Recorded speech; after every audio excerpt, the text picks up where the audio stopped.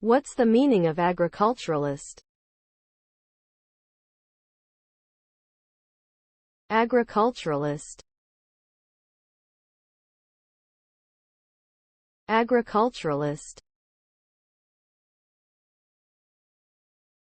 Agriculturalist. Agriculturalist. Agriculturalist.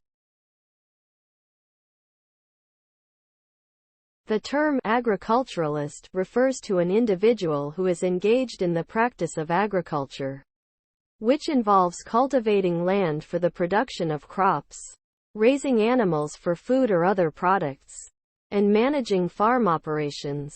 Agriculturalists are responsible for ensuring that crops and livestock are healthy and productive, and that farms are profitable and sustainable.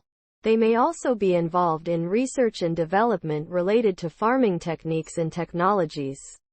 The work of agriculturalists is essential for the production of food and other agricultural products that are necessary for human survival and economic growth.